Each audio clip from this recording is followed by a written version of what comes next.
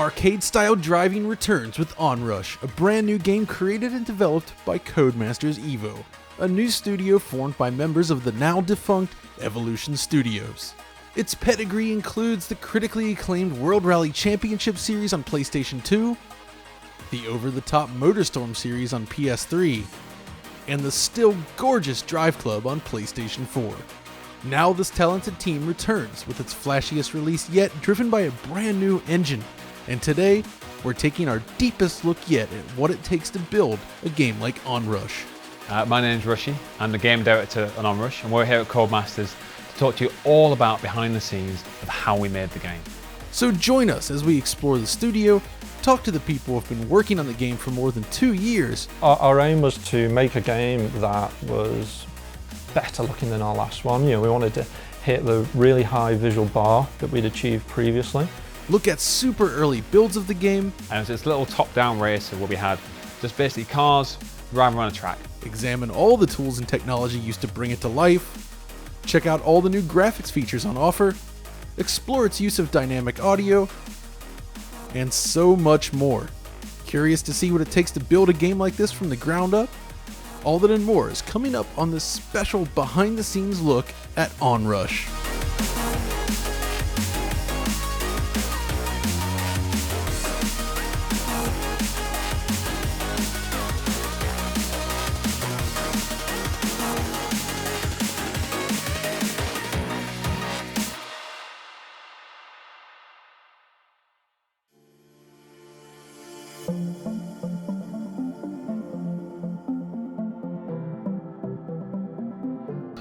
We love racing games. We knew the next project was be a racing game no matter what.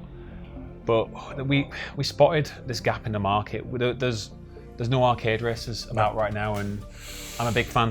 Whether that's SSX, Burnout, MotorStorm, love them all. With Onrush, we wanted to elevate that sense of adrenaline that you get when you're playing an arcade racing game and really take it up a level, make it larger than life, make all of the action on the track spectacular. We were looking forward to getting back to the big, bright, bash, fun games. And Onrush is the result of these aspirations, but how exactly do you go from, well, nothing to a final product when tackling a new game like this? As is often the case, it starts with prototyping, and in the case of Onrush, that prototype is known as Evo W.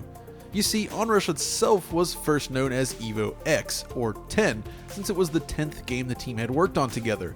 This little prototype though, it's effectively a prequel, thus W. And it's this little top-down racer where we had just basically cars driving around a track and just getting the very basic logic in the game. And there was nothing really to gain from that in terms of how the gameplay would play out. It was just, we're building the building blocks. We're putting everything in place so that we can then start to get some rules in place to start to experiment. It may be crude, but this early Havoc-rendered demo featured functional networking while allowing the team to have something tangible to experiment with. After we had that in place, whereby we could start essentially racing down from top down, we had some cameras, and then it was about the artists supporting us with putting a few tracks in place. And then the moment we had that, there was that point where it's like, well, okay, we've got our networked, connected multiplayer experience, and it was all about experimenting. And I've been thinking back to the footage. The first things you can generally see is just a vehicle driving around pretty sedately, in all honesty, and it's got the concept of boost and brush. One of the key pillars was dev analytics and dev telemetry. Within the first month, we had analytics from in-game. We were doing races, driving around, getting feedback. And that was one of the main changes that we wanted to make in the way that we worked this time.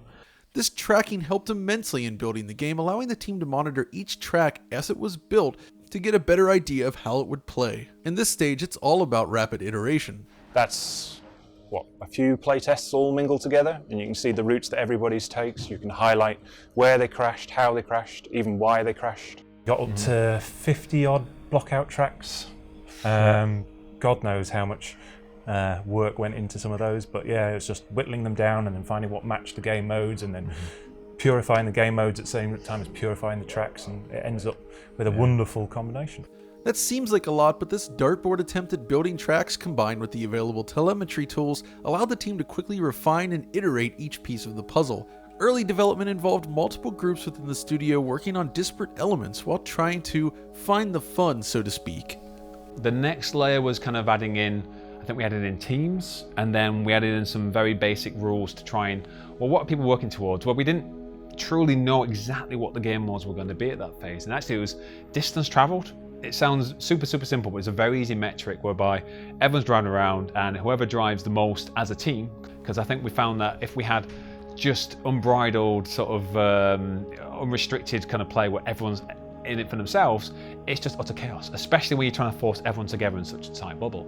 And it wasn't long before that bubble became a core element of the game. And I guess the first big discovery was the Stampede. Yeah, it was one of those real light-on moments when all of a sudden everything came together. When you try and keep the pack together and rolling together continuously, all the action happens around the play, you never feel left out. It was a big jump forward. It's like you can suddenly change how you design the tracks, what the vehicles look like, even because everything's in proximity to each other. Yeah, and that kind of game modes then stem from that, because we didn't really know what the moment-to-moment objectives were to start off with. But then as soon as we had people driving in a pack, it's like, well, what interesting goals can we give them when they're driving around together? With each passing month, the game was constantly updated and refined. Visuals improved by leaps and bounds. More and more artwork entered the game, physics were refined, and tracks that would appear in the final product started to come together. When you step back from these early builds of Onrush and look at the finished product, it's clear that the team has come a long way. But you might also be wondering, which engine is powering Onrush and what types of decisions influence the direction of the presentation early on? I want so much action on screen. I said, I want 24 vehicles on track. I've always wanted that many cars on track, and that kind of chaos and destruction and that kind of intensity of action close together, along with the kind of visual kind of quality bar that we set. And it's kind of like, right, I'll step aside, you guys go and choose the engine. Well, we went through lots of iteration. We looked at how everyone else were doing their engines, looked at a whole bunch of first-person shooters for that quality and detail level. And then, we played a bunch of other driving games and saw what they'd done. Looked at a bunch of proprietary engines, and of course, also sat down with the other studios and looked at the Ego engine and decided how we could take the Ego engine and build up from that point. And then on top of that, we built the sort of new render. We combined it with technology we're familiar with, so we're using Havoc again. We're using natural motion to build what we needed for this game. So while certain elements are certainly shared with prior Codemasters' work, there are a huge number of new features added to the mix. Well, we knew we needed to be doing a multi-platform engine, which we hadn't done for a while. We knew a lot about PS4. We knew about DX12 and DX11. We wanted to make something that was legacy-free, and that for us meant using DirectX 12, and for me, using DirectX 12 and PS4 properly meant going what they call bindless, which is a very different way of dealing with the rendering API. Instead of binding resources to the API for every draw call, bindless means that you, bind less. You group things together, like the textures used by the artists, and put them in a group which is binded just once before you begin rendering. And one of the key benefits to this approach is greatly reduced CPU usage, which of course is a huge deal for these consoles where CPU time is a precious resource. And it's thanks to this approach that Onrush can deliver faster performance than previous games the team has worked on. We set out, our number one priority was visual quality. So initially this game was 30 Hertz. It was 30 Hertz probably for the first 18 months of development. We had no intention of doing 60. All the art assets were built for 30 to give us higher fidelity, higher resolution. But then it became apparent that because of the new tech, because of the reduction in overhead from dropping legacy code paths, and that we could actually hit 60. So then we switched and picked up a lot of momentum and really pushed to get 60. Initially just on the higher PlayStation Plus and Xbox One, but then again on the base model as well. When you first fire up Onrush, the default frame rate on Xbox One X, the PS4 Pro, and the base PlayStation 4 will be 60 frames per second. And what about the base Xbox One? Well, it hasn't been easy hitting higher frame rates on this machine, but as of this moment, the team is still working hard to get there. We'll find out soon enough when the game launches. Delivering a smooth 60 frames per second experience then with so much on-screen action is indeed impressive, but to truly appreciate what's going on beneath the surface, we need to step back and examine each part of the presentation, starting with the core of any racing title, the vehicles.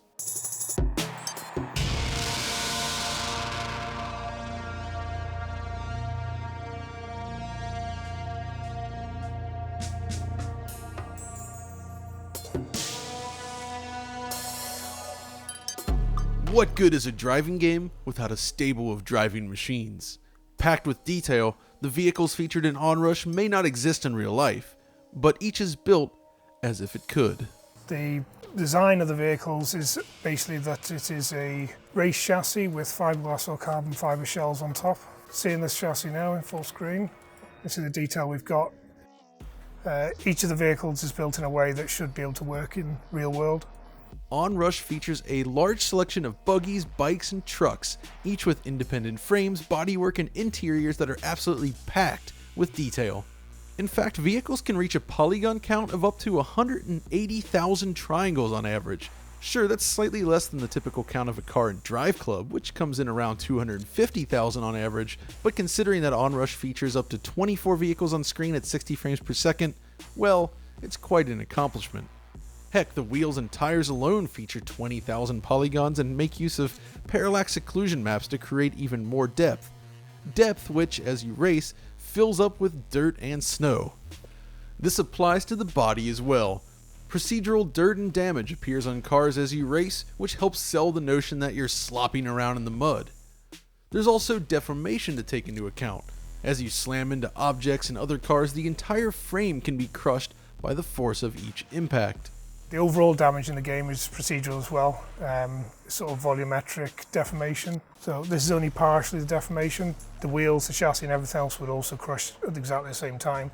Yeah, one interesting thing about Onrush is that underneath the kind of surface is that a lot of it's actually kind of simulation based in terms of how the suspension is rigged, how tyres, friction, drag, how they all behave with the environment.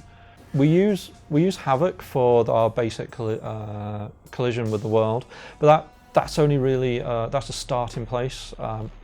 For any racing sim, we all write our own. We do our own tyre models, our own suspension models. We do gearboxes and transmissions, and so we have our experts who do all that in-house.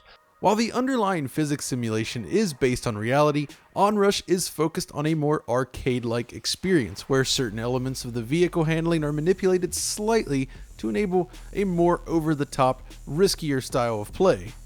You can see this in features such as the internally named cat physics.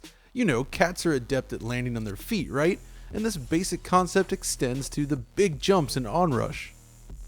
We want the player to be landing on their wheels most of the time. Because, again, we don't want that frustration. We don't want that kind of like, barrel rolled and I wrecked again and I'm getting frustrated now. We want you to land on your wheels and off you go. You can mess it up if you get the timing wrong or you boost at the wrong time. Yeah. But we want the players to be able to fling themselves off ramps and tubes and things and generally land on their wheels. Another key element with vehicle handling is input latency. Unresponsive controls would ruin an arcade racing game like this, but the development team has gone through great lengths to ensure that the controls respond as quickly as possible. I mean, we wanted it to be as low as possible, so for starters, we only have one frame deferred rendering, so not a multi-stage one. So we get all of our game code and all of our CPU rendering in the one frame and the GPUs behind that. So that's architecturally really important to getting a low latency. And then it's just a case of squashing that even further. You can read the pad later in the frame. You don't have to read at the start of the frame just to get it down a little bit more. Whether it's the model complexity, the physics simulation, or the overall handling, vehicles form the core of Onrush. But when it comes to building a compelling arcade experience, there's another hugely important element to consider.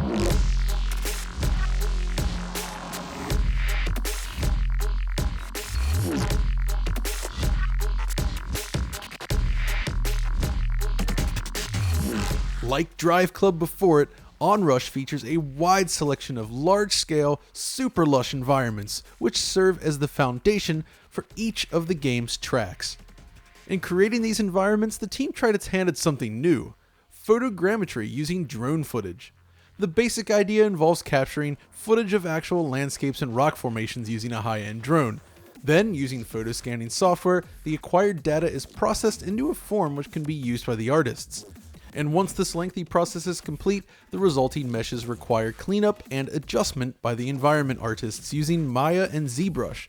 Once complete, you have an asset that can be used within the game, but of course, it's not quite finished. After finishing the last few steps, including shader application, you have your finished asset ready for action.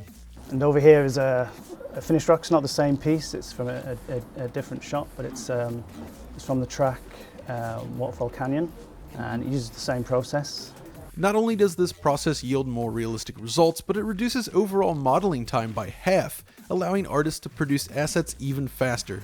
Another key part of the process involves creating new textures and artwork designed to bring life to the world. Across all the tracks we have a number of unique assets, quite often specifically developed for gameplay, give you a good sense of direction where you are in the track, but also give good opportunities for takedowns, new routes, and some visual interest.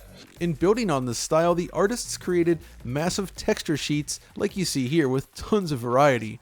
In this case, different graffiti styles can be seen. While some of the artists are busy creating the assets used to build the world, others are working on building the track layouts themselves. Originally, back in the 90s when we were doing WRC games, we had bespoke editors to build the worlds, but that it left the artists without as much control as they have in modern DCCs. So what we've got now is a mix of artist tools with parametric controls as well, so they get bits of both. So there's a very simple road. The problem's always been, how do you stitch from the roads into the terrain? The DEM plugins that we've written do all that for us, so literally just a case of selecting the road and the terrain and telling it to cut in, and there you go. It's similar to a Boolean operation, but it's much faster. When taken together, the team was able to craft its racetracks within large, detailed environments that stretch far off into the distance. All of this is enhanced by a reliance on physically accurate materials, something which has become a common feature this generation, but the Onrush team has been working with physically based materials since MotorStorm Apocalypse, while perfecting their technique with Drive Club. Of course, Onrush is a stylized game, so photorealism isn't necessarily the goal here, but everything from stonework to metal and beyond is created in a consistent manner that behaves in a predictable and realistic way. This is of course complemented by a robust lighting and effects pipeline. Onrush features a fully dynamic lighting system with all 4 seasons.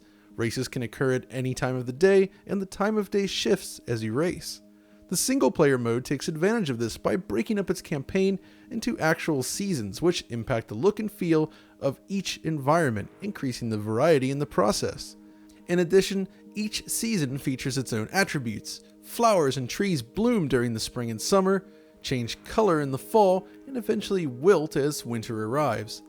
The position of the sun also changes based not just on the time of day, but also the season.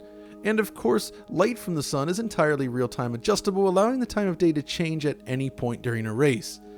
Ambient lighting is handled by light probes then, which are updated in the background as the time of day shifts. Onrush also features a dynamic weather system which is tied into these seasons. Rain and thunderstorms can occur throughout most of the year, while heavy snow becomes possible during the winter. During a snowstorm, an approximation of snow accumulation is used as you race. While driving, snow becomes increasingly thick across the ground, covering the once rocky terrain. It even weighs down trees appropriately over time. The same is true of the rain system. Once the rain begins, it's not long before puddles form across the terrain. Lightning also flares up in the distant sky, and raindrops are individually lit by dynamic lights. Since the game is third person only and the vehicles lack windscreens, you won't get that awesome droplet effect we saw in Drive Club, but it still looks fantastic nonetheless.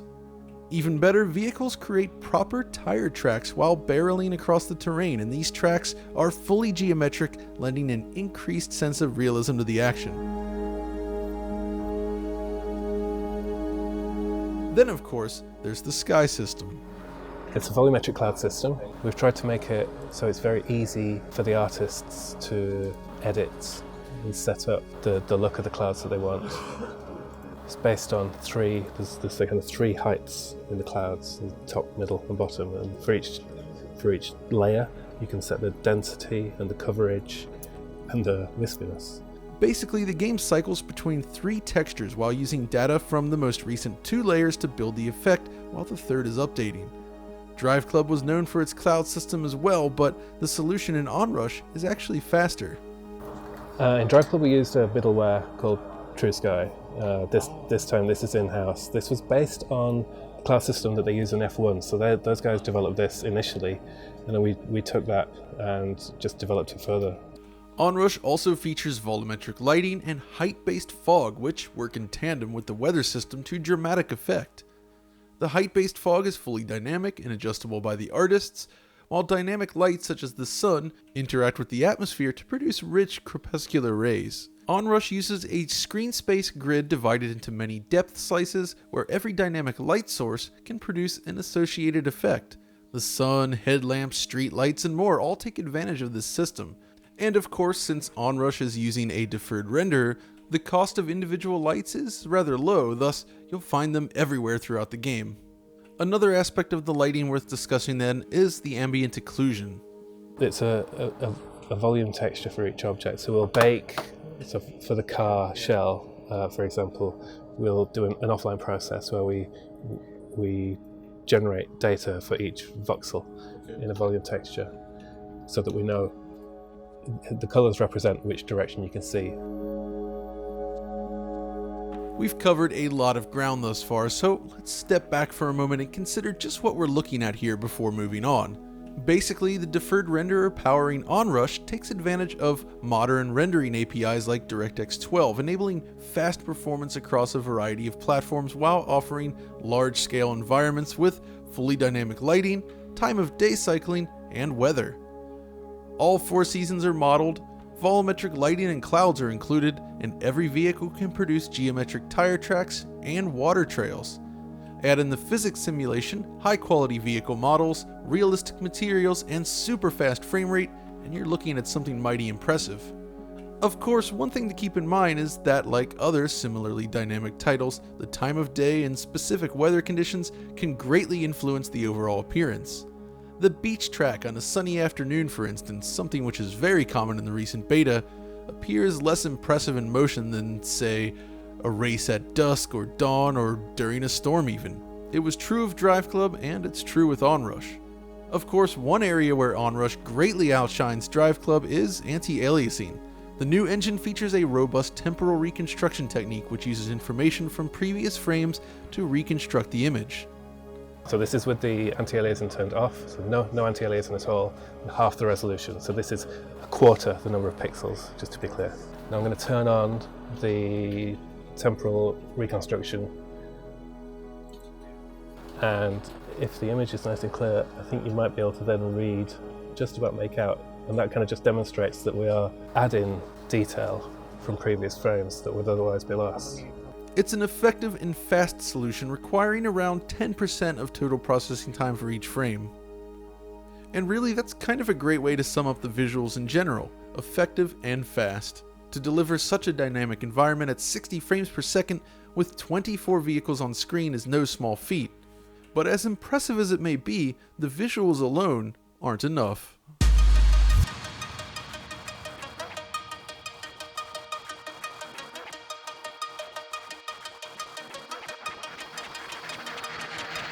Sound is a key element in building any title, and especially important in a high-speed driving game. You want high BPM music tracks and detailed sound effects backing up the experience, but where do you even start when trying to find a style that fits your game?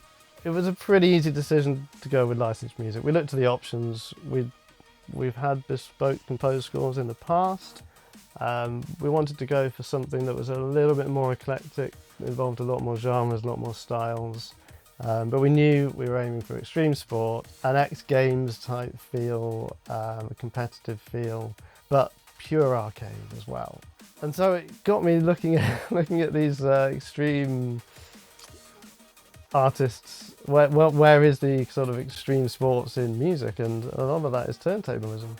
This ultimately led to a deal with music label Ninja Tune, an eclectic independent record label based in London. For me, there was really only one record label that we could approach that had their kind of history. It's in their blood, it's a real part of their existence, and that was Ninja Tune, headed up by Cold Cut, who, you know, cut and paste experts, turntablists, just phenomenal artists. Yeah, the soundtrack, we knew we wanted to do something different, and my kind of direction kind of led people towards the SSXs and Burnouts of the world, so that kind of upbeat, high tempo. But then I think SSX in particular, the way they treated their audio in a dynamic way when you're going off those huge jumps, it always kind of lifted the experience for me. So there are a few key moments that the music will change on, and that is, those are when you wreck, when you've got the respawning moment, and when you get epic airtime, and finally when you use your rush ability. And how does this work in practice? So this track's actually great for the mix because there's quite a lot of space in it, so a lot of the sound design in the race pops through as well. Let's say you get taken down, and then you can drop back into the race. Let's say you're coming up, epic jump, your vehicle's flying through the air, you get this floaty layer, and then back into the race music then. And again, this can happen at any point during the race. But Ninja Tune isn't the only new company the team worked with. You see, during its lifetime as Evolution Studios, the group was focused entirely on PlayStation. But Onrush is of course a multi-platform game. So what's it like going from working exclusively on PlayStation 4 to multi-platform? We knew the PS4 inside out. Yeah. We still do, and we're very fluent with the PlayStation 4, and we felt like we can kind of get the most out of that very, very easily. But not because the Xbox is a bad development platform or a bad piece of hardware. It's just that we didn't know it. No, it was different and alien. It's Yes. like the last time I worked on an Xbox platform would have been 2007. 2004 for me. So yeah, long time ago. Before I think many of us in the studio touched, Xbox as a platform. Despite many of us being Xbox gamers, it's just we worked for Sony for such a long time that PlayStation, was what we knew inside out. At this point then, with the introduction of mid-generation consoles, developers are basically working with 4 different platforms, and that's not even including the upcoming PC version. Thus, ensuring a good experience across all platforms takes a lot of planning and effort. Yeah, I mean, for me, obviously, in terms of making sure that the PlayStation and Xbox and obviously the Pro and the X and everything else kind of all offer that same experience, fundamentally the same experience. That was the key thing for me when I was kind of giving the guys the direction. We didn't really want too much a difference in terms of visual quality where we could. The only time we split from that is of course the frame rate. That's probably the biggest difference between the versions that we have. A lot of people, you will spot the difference, you see them side by side. But if you just see the base Xbox One version, you're not going to go, "Ooh, that's a world away from what you're seeing on the other versions." And I think that was key for me, making sure there's not this huge leap between the two. Another area which requires careful attention, of course, is online play. While Onrush features a robust single-player experience, there is a large focus on internet multiplayer.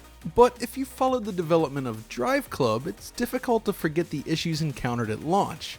So what steps have been taken to ensure that it doesn't happen again with Onrush? Online it's always been online focused, it's been online game from the start, and servers are a big challenge in any game, and if it's massively online focused game, even more so. So we knew that the team's expertise was not in servers and OS and running services, and that type of stuff. So again, in starting from scratch, in doing everything in this fixed 24-month window, we play to our strengths. So one of the first decisions were that we were not going to write our own servers. So we got in touch with this company called GameSparks, who I believe the HQ is Ireland, but the dev is over in York, and we've been working with them throughout the whole project to supply a server backend solution. GameSparks was recently acquired by Amazon, which is just this past GDC, and we've been working with those. It's because it's a known platform. It gave us a pick and mix. We could experiment really quickly by taking off-the-shelf server technology that already worked. Loading is another important element in building a seamless experience, and Onrush does it right. Load times is always one of my passions. Or every project I've been on, for a lot of previous projects, I've always done a lot of the loading code, and it's one of those bits. It's like audio in a way. Great audio really makes the game, but people tend, if it's audio's done well, people tend to underplay it. So we believe it's really important to keep players in the fun and in the action and in the moment-to-moment gameplay as much as we possibly can. So really fast loading times, seamless drop in, drop out with friends so you can play multiplayer, you can play co-op when they've already started a match, and not making players wait too long in lobbies before games start, and transitioning between the action as well is really important to us. Yeah, I think one of the keys to keeping our loading times quick is just keeping it simple. You load just what you need when you need it. You don't need to put too much work into getting everything at once. You only need to get it into memory when the player sees it. So one big help is that the front end is always in memory, so we can always drop back to the hub immediately and there's no loading there. And then most of the rest of the loading is dynamic, born out of the fact that you can change vehicles at any point. All the vehicle loading is dynamic, which means that in that roll-in that you see in the front end, you see the vehicles as they're loaded, and they're loaded interactively, and then the world loads after that. The result is fast loading with quick transitions between menus and gameplay. And taken together, the team has made a lot of decisions to ensure a smooth experience from front to back, and it feels great as a result. But when developing a game like this, there's always going to be ideas that just don't make the cut. For instance, Drive Club received a PSVR version, but what about Onrush? We did. We thought about it, and I actually love VR. I'm a huge advocate of PSVR. Whenever I can, get the PSVR out, play for a week or two of back-to-back games. But we thought about it, and it would be, I'm not going to say it'd be the worst experience, but I don't think it would work because you've got everything from huge verticality. Yeah. And if you see the drops we've got in VR, we've got the cars barrel rolling all over the place. And I know, we've seen games out there which have done quite a good job considering the game, like Wipeout. I haven't played it myself yet, but that's obviously been reviewed really well. But our terrain is just naturally so bumpy, and the kind of the brutality of the collisions and the impacts, we really kind of push those, making sure the camera shakes, really selling the experience of a takedown, making it feel satisfying. And we're also doing ramping up in time, slow-mo, and all these things kind of combined together just felt like we would assume sick-inducing. Certainly some of our early experiments in VR previously, all the things that we've done in this game is on the big list of things you shouldn't do. And how about split screen? For a racing game like this, it makes a lot of sense, but unfortunately, it didn't make the cut this time. We love split screen, and we would absolutely want to be sat there playing 4-player co-op on the sofa together. Totally. But again, we having worked on split screen in the past, we know of the overheads that involves and the challenges that brings. And one thing I don't think people understand is that actually doing split screen on different platforms almost doubles the work. A lot of the work actually involves all the sign-in process of whether you're on Xbox, whether you're on PlayStation, and there's a lot of additional work to do surrounding that to get it all behaving correctly, so you can kind of pass all those tests that you need to pass to get the game out.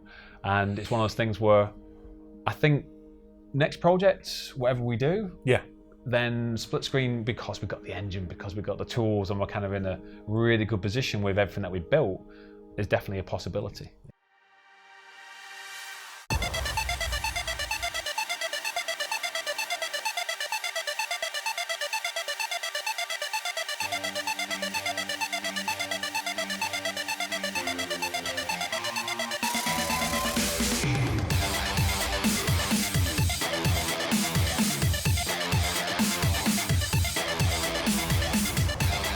Yeah, I think as a team, I think we've got a history of kind of that visual quality.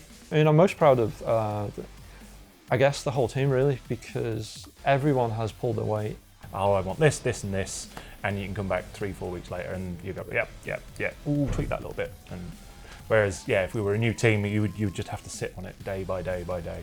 It's challenging to try and one-up yourself on, you know, projects which have been much bigger in the past, and we have to be realistic about what we're going to achieve. But I think our team made all the right choices to deliver something that kind of ticks all the boxes what I wanted from a direction point of view, but also kind of builds a solid platform for the game and what we want to do next as well, because we wanted to make sure we weren't being short-sighted either. We wanted to build an engine which would deliver obviously the most action-packed, intense off-road arcade racer, but with the idea of, you know, we're part of one Codemasters here, and this engine needs to be something that actually is something that everyone else in the studio can share and learn from and work with in the future. And what will the future hold? Well, only time will tell, but that future begins when Onrush launches on June 5th. Will this unique style of driving game find an audience? We'll find out soon enough. For now though, after spending a couple of days speaking with the developers and playing the game, it's clear that there is a real passion here. These guys came together to build a brand new game from scratch, and they did it all in just 2 years. That it looks this nice and runs this smoothly is really a testament to their technical prowess. In recent years, the UK driving game dev scene may have been through some dark days, but thanks to companies like Codemasters, talented studios can still thrive and live to drive another day.